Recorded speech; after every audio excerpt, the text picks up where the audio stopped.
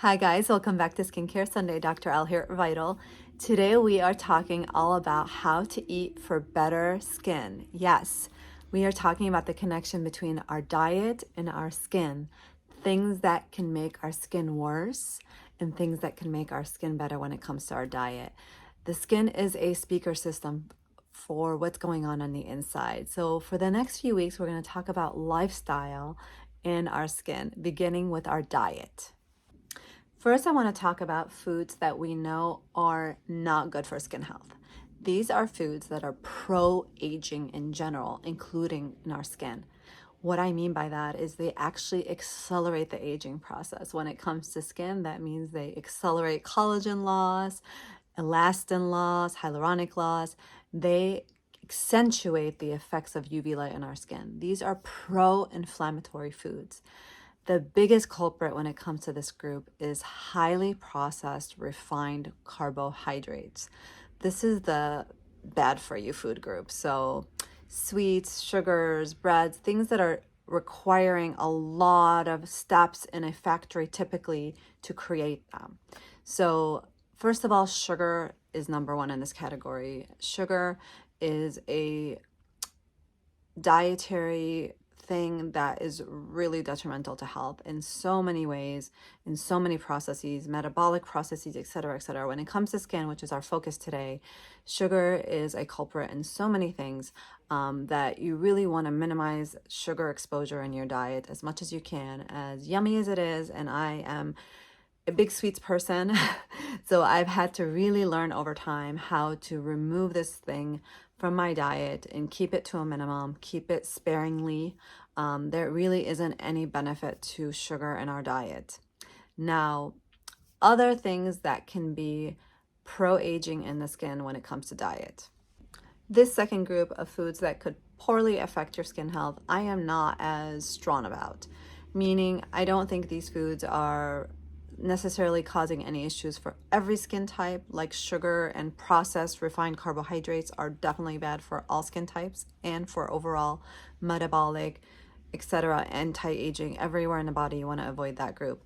This group, like basically dairy and gluten, can be problematic for certain individuals. It's not for everyone, but if you're struggling with a skin process like acne and you've already tried to remove refined carbohydrates from your diet and you're still struggling and you're on the best regimen and you're doing all you can with working with your skin health professional, this group might be one that you might want to remove and see how your skin does over the course of a few weeks to a month, etc.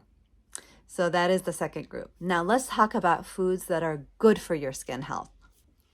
All right, the second group of foods that provides us with nutrition for both our skin and our body, and this group actually provides us with minerals, antioxidants, tons of powerful tools to fight aging inside and outside on the skin, is the colorful groups of fruits and vegetables.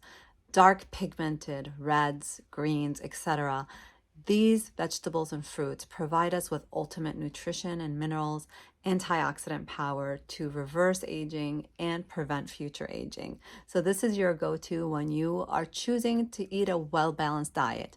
Overall, it's about balance in our lives. I know that I really went hard on avoiding refined carbohydrates because they are just so problematic.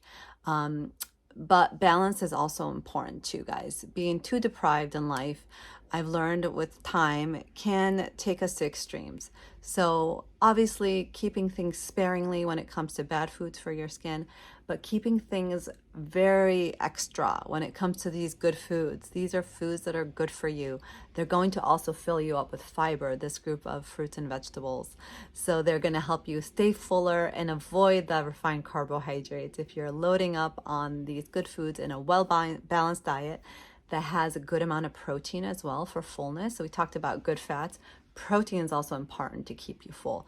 So when you're trying to fight the bulge and you're trying to cut back on weight, etc., and keeping yourself well balanced, go to your proteins, go to your rich, good fats, and keep that nutrition from those colorful fruits and vegetables, and you'll have a well-balanced diet that's good for skin and overall health.